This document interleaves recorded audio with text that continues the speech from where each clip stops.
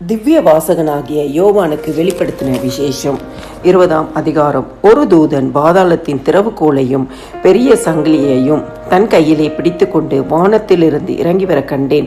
பிசாஸ் என்றும் சாத்தான் என்றும் சொல்லப்பட்ட பழைய பாம்பாகிய வலு சர்ப்பத்தை அவன் பிடித்து அதை 1000 வருஷம் அளவும் கட்டி வைத்து அந்த 1000 வருஷம் நிறைவேறும் வரைக்கும் அது ஜனங்களை மோசம் போக்காதபடிக்கு அதை பாதாளத்திலே தள்ளி அடைத்து அதன் மேல் முத்திரை போட்டான். அதற்கு பின்பு அது கொஞ்ச காலம் விடுதலையாக வேண்டும். அன்றியும் நான் சிங்காசனங்களை கண்டேன், அவைகளின் மேல் உட்கார்ந்தார்கள். நியாய தீர்ப்பு கொடுக்கும்படி அவர்களுக்கு அதிகாரம் அளிக்கப்பட்டது.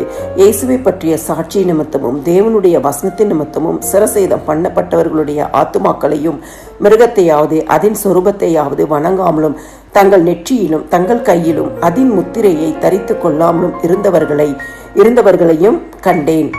அவர்கள் உயிர்த்து கிறிஸ்துவுடனே கூட 1000 வருஷம் அரசாண்டார்கள். மரணம் அடைந்த மற்றவர்கள் அந்த 1000 வருஷம் முடியும் அளவும் உயிர் அடையவில்லை. இதுவே முதலாம் உயிர்த்தெழுதலுக்கு பங்குள்ளவன் பாக்கியவானும் பரிசுத்தவானுமாயிருக்கிறான். இவர்கள் மேல் 2ஆம் மரணத்திற்கு அதிகாரம் இல்லை.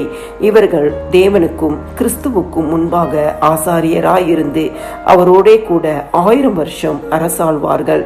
அந்த 1000 வருஷம் முடியும் போது சாத்தான் தன் காவலிலிருந்து விடுதலையாகி பூமியின் 4 திசைகளிலும் உள்ள ஜாதிகளாகிய கோகையும் மாகோகையும் மோசம் போக்கும்படிக்கும் அவர்களை யுத்தத்திற்கு கூட்டிக் கொள்ளும்படிக்கும் புறப்படுவான். அவர்களுடைய தொகை கடற்கரை மணலத்தனையாயிருக்கும். அவர்கள் பூமி எங்கும் பரம்பி பரிசுத்தவான்களுடைய பாளையத்தையும் பிரியமான நகரத்தையும் வளைந்து கொண்டார்கள்.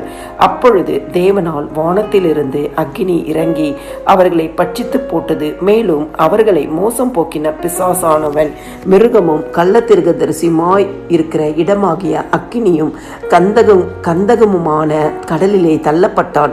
அவர்கள் இரவும் பகலும் சதா காலங்களிலும் வாதிக்கப்படுவார்கள்.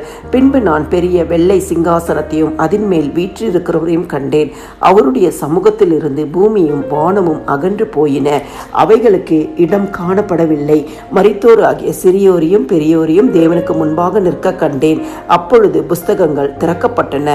ஜீவ புஸ்தகம் என்னும் வேறொரு புஸ்தகமும் திறக்கப்பட்டது. அப்பொழுது அந்த புஸ்தகங்களில் எழுதப்பட்டவைகளின்படியே மரித்தோர் தங்கள் கிரியைகளுக்கு தக்கதாக நியாய தீர்ப்பு அடைந்தார்கள். சமுத்திரம் தன்னில் உள்ள மரித்தோரை ஒப்புவித்தது. மரணமும் பாதாளமும் தங்களில் உள்ள மரித்தோரை ஒப்புவித்தன. யாவரும் தங்கள் கிரியைகளின்படியே நியாய தீர்ப்பு அடைந்தார்கள். அப்பொழுது மரணமும் பாதாளமும் அக்கினி கடலிலே தள்ளப்பட்டன. இது 2ஆம் மரணம். ஜீவ புஸ்தகத்திலே எழுதப்பட்டவனாக காணப்படாதவன் எவனோ அவன் அக்னி கடலிலே தள்ளப்பட்டான்.